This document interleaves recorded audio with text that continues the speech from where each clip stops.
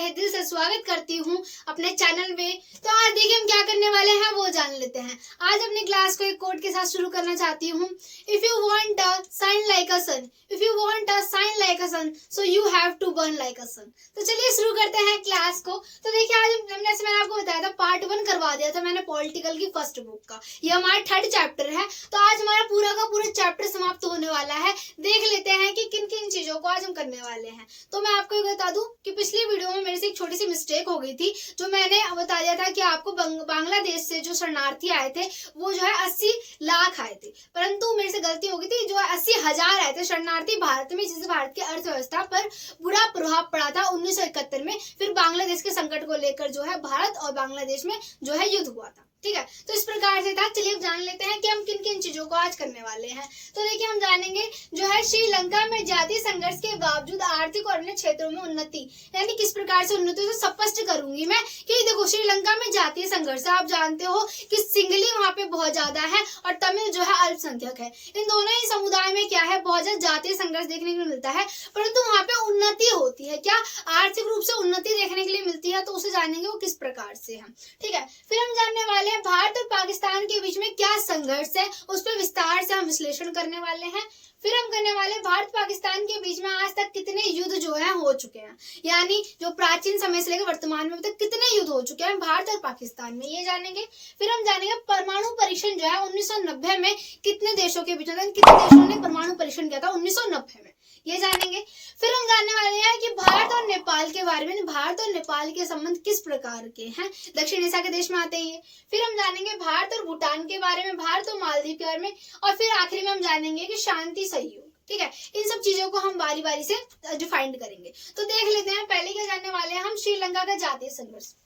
जैसे कि हम जानते हैं कि श्रीलंका में बहुत ज्यादा ही संघर्ष हुआ था। ठीक है, श्रीलंका को सिलोम के नाम से भी जाना जाता था, क्योंकि वहां पे सिंगली बहुत ज्यादा थे। क्या, सिलोम के नाम से भी जाना जाता था। अब देखिए श्रीलंका में सिंगली और जो तमिल जो था अल्पसंख्यक थे, उन दोनों के बीच में क्या होता, बहुत ज्यादा जातीय संघर्ष था, परंतु तो भी आर्थिक उन्नति हुई वहां पे। क्या आर्थिक उन्नति हुई, वो रुकी नहीं। वहां पे श्रीलंका में जो है जनसंख्या को नियंत्रण कर रखा था। क्या, जनसंख्या को नियंत्रण कर रखा था उन लोगों ने। श्रीलंका में दक्षिण एशिया के देश में सबसे पहले उदारीकरण जो अपनाने वाला जो देश था वो श्रीलंका था। क्या, श्रीलंका में देखो इतना ज्यादा संघर्ष था। क्या, जातीय संघर्ष होने के बाद भी वहां पे देखिए संविधान यानी लोकतंत्र जो है स्थापित था, संविधान सभा भंग नहीं हुई, लोकतंत्र वहां पर अभी तक स्थापित है, यानी तब से 1948 से उन्होंने स्थापित किया और अभी तक स्थापित है। तो आप ये देख रहे हो कि इतना संघर्ष होने के बाद भी जो श्रीलंका है वो प्रगति उन्नति कर रहा है। दक्षिण एशिया के देशों में जो श्रीलंका का सबसे ज्यादा सकल घरेलू उत्पाद है,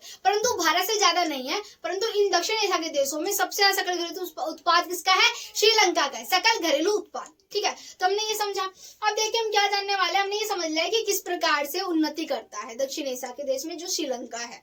अब हम जानने वाले भारत पाकिस्तान के बीच में संघर्ष।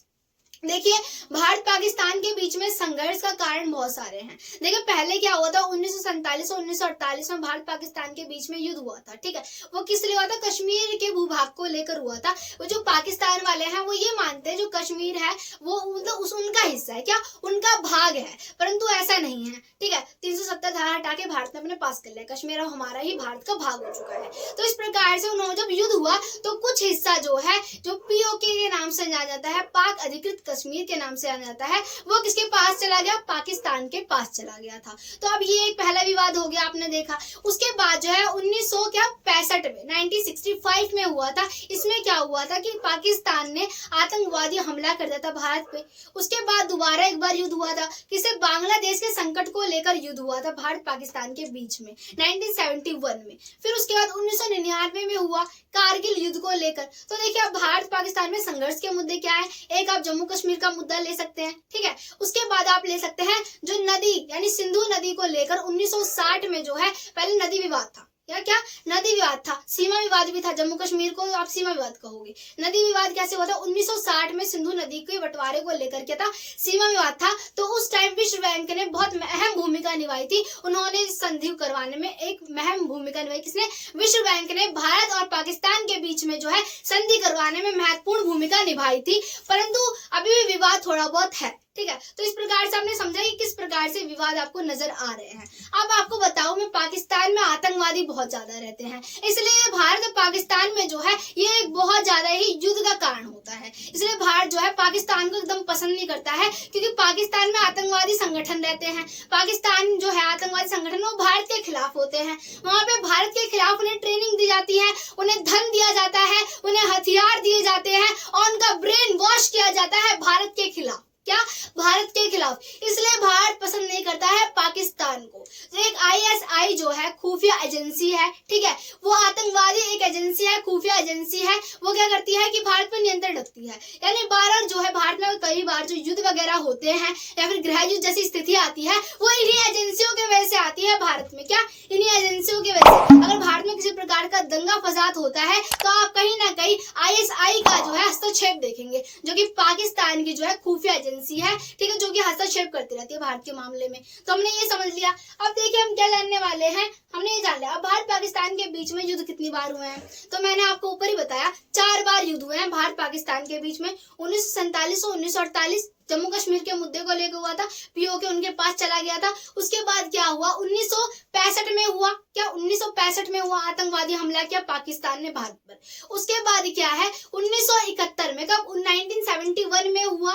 कब? इस टाइम जो है बांग्लादेश के संकट को लेकर हुआ था। उस टाइम प्रधानमंत्री कौन थे? हमारी इंदिरा गांधी थी। और इनके बीच में क्या हुआ था? युद्ध हुआ था बांग्लादेश के मुद्दे को लेकर। उसके बाद 1999 में हुआ कारगिल युद्ध को लेकर। तो आप ये देख लो 4 बार हो चुका है क्या युद्ध हुआ है भारत पाकिस्तान का। अब देखिए अब क्या होने वाला है, अब ये जान लेते हैं परमाणु परीक्षण जो है 1990 में किन देशों ने किया था। तो परमाणु परीक्षण 1990 में जो है 2 देशों ने किया था। सबसे पहले जो है भारत ने 1998 में किया। कब? भारत ने 1998 में किया, पोखरण में किया भारत ने। उसके कुछ ही दिन बाद जो है पाकिस्तान ने चंगाई की पहाड़ियों में परमाणु परीक्षण किया। क्या? चंगाई की पहाड़ियों में परमाणु परीक्षण किया। किसने? पाकिस्तान ने। तो ये हमें समझ आ गया। अब हमने इसे भी समझ लिया। अब हम क्या जानने वाले, भारत और नेपाल के बारे में जानने वाले हैं। तो देखिए मैंने आपके लिए लिखा है भारत और नेपाल के बीच में एक संधि हुई है। अब क्या समझे? अच्छा, भारत और नेपाल के बीच में एक संधि हुई है, ठीक है। अब आप सोच रहे हो किस प्रकार की संधि हुई, मैम जल्दी बताओ जल्दी बताओ। तो चलिए जानते हैं। तो देखो इस संधि के तहत दोनों ही देश के नागरिक जो है एक दूसरे के देश में बिना वीजा के यानी बिना पासपोर्ट और वीजा के आ जा सकते हैं। क्या? आवागमन कर सकते हैं, वहां पर कार्य कर सकते हैं। देखिए वीजा के आ जा सकते हैं और काम भी कर सकते हैं। क्या? वहां पे जाके वो काम भी कर सकते हैं बिना वीजा के, भारत और नेपाल के नागरिक। इतना समझ आ गया हमें। अब हम जानने वाले हैं खास संबंधों के बावजूद दोनों देशों के बीच में अतीत के व्यापार में क्या है, मनमुटाव है। कहीं ना कहीं क्या मनमुटाव है, कहीं ना कहीं अतीत में झगड़े हुए थे, उसमें भारत और क्या नेपाल के बीच में थोड़ा बहुत मनमुटाव है। तो ये हमें समझ आ गया है। अब उसके बाद क्या है, नेपाल की चीन के साथ क्या है दोस्ती को लेकर भारत में क्या है कहीं ना कहीं असंतोष है। भारत को गुस्सा आता है क्योंकि आप जानते हो चीन किस प्रकार का है, चीन और भारत की पट्टी नहीं है, है ना। तो इसी वजह से जो है भारत और नेपाल के बीच में संबंध थोड़े बहुत बेकार है। क्या? नेपाल जो है चीन के साथ दोस्ताना संबंध रखता है, तो भारत को क्या आता है, भारत को थोड़ा क्रोध आता है, भारत जो है असंतोष जताता है क्योंकि चीन के साथ भारत की पट्टी नहीं है, ठीक है। क्योंकि भारत इसलिए असंतोष जताता है जो है क्या कि नेपाल और चीन की दोस्ती को लेकर। हमने ये समझ लिया। इसके बाद हम जानने वाले हैं कि नेपाल सरकार भारत के विरोधी तत्वों के खिलाफ कदम उठाती नहीं है। मान लीजिए कि क्या हो रहा है, नेपाल में कुछ विरोधी तत्व है जो कि भारत के खिलाफ है, परंतु जो नेपाल सरकार है किसी प्रकार के कदम नहीं उठाती है, उन्हें दबाने का प्रयास नहीं करती है, उन्हें खदेड़ने का प्रयास नहीं करती है नेपाल से। इतना समझ आ गया हमें। अब देखिए इसीलिए भारत में क्या है, असंतोष है। अब देखिए इससे क्या है कि भारत नाराज है। भारत क्या है, अब भारत रूसा हुआ है, हम भारत के नागरिक हैं, हम गर्व से कहते हैं कि हम भारत के नागरिक हैं। तो देखिए अब भारत सही बात पे रूसा हुआ है। अब भारत की सुरक्षा एजेंसी नेपाल में चल रही है। क्या भारत की सुरक्षा एजेंसी है, क्योंकि देखो नेपाल तो कोई कदम उठा नहीं रहा है भारत के लिए, है ना। कोई भी एजेंसी जो है यानी खुफिया लोग आ रहे हैं, वो क्या कर भारत के लिए कुछ गतिविधियां कर रहे हैं ताकि भारत में किसी प्रकार की हिंसा हो। तो इसीलिए भारत ने क्या किया, कुछ एजेंसियों को नेपाल में क्या चला रही है, यानी उसे एकीकृत करके रख लिया है नेपाल में। किसने? भारत ने, ठीक है। तो नेपाल में चल रही है क्या एजेंसी, भारत की सुरक्षा एजेंसी चल रही है।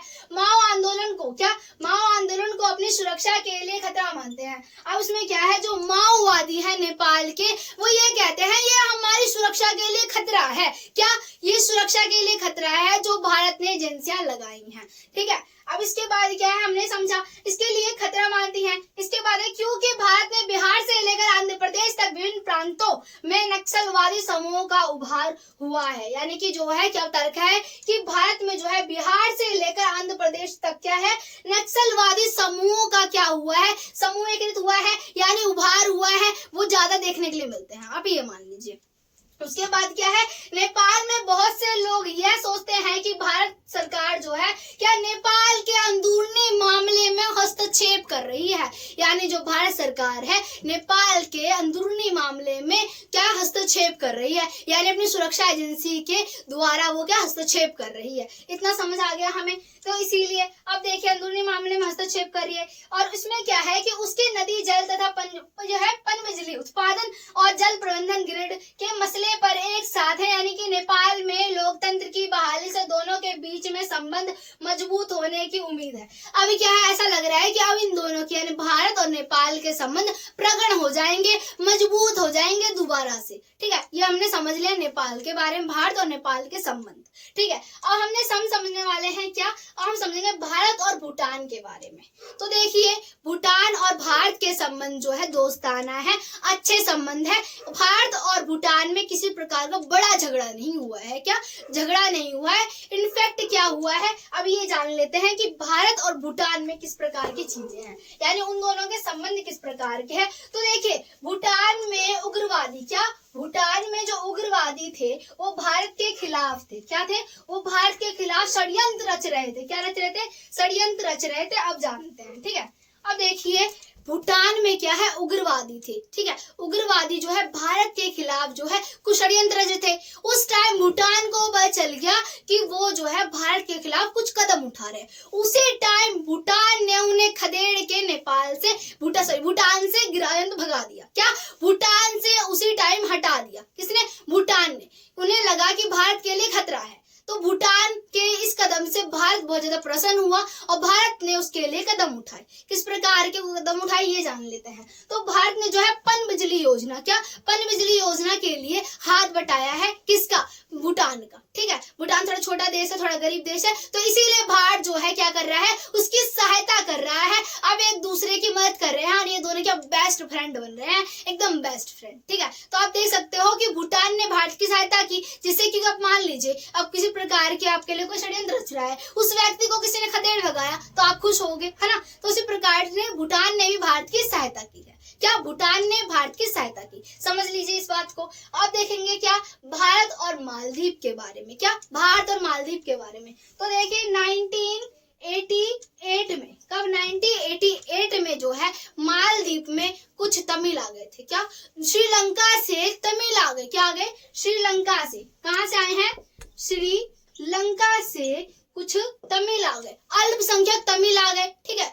वो जो है भाड़े के तमिल थे, 1988 में आ गए। उन्होंने आक्रमण कर दिया मालदीव पर। किस पे, मालदीव पर आक्रमण कर दिया। उसी टाइम मालदीव ने भारत से क्या मदद मांगी। भारत ने उसी टाइम मदद, यानी भारत ने तुरंत कदम उठाया। भारत ने नौसेना, किसे, नौसेना को, स्थल सेना को क्या भेज दिया वहां पर। क्या, सेना को भारत ने भेज दिया, वायुसेना और नौसेना। कौन सी, वायुसेना, नौसेना को भारत ने कहाँ भेज दिया, मालदीव में भेज दिया। और जिससे कि वो मालदीव जो है वो सुरक्षित हो गए। क्या, मालदीव सुरक्षित हो गया। तो इन दोनों के संबंध अच्छे हो गए, प्रगाढ़ हो गए। भारत ने इसकी सहायता भी की थी, किसकी, मालदीव के मत्स्य भंडार को लेकर विकास करने के लिए, इन सब कार्यों में यानी आर्थिक मदद की है भारत ने, किसकी, मालदीव की। ये समझ लीजिए आप। तो हमने ये समझ लिया कि मालदीव के साथ ही भारत के संबंध क्या है, अच्छे हैं। अब हम क्या जानने वाले, शांति और सहयोग के मुद्दे के बारे में जानते हैं। तो देखिए शांति और सहयोग, अनेक संघर्ष के बाद भी दक्षिण एशिया के देश में आपस में दोस्ताना रिश्ते तथा सहयोग के महत्व को यानी सहयोग देने के लिए, यानी दक्षिण एशिया के देश, जैसे मैंने आपको बताया था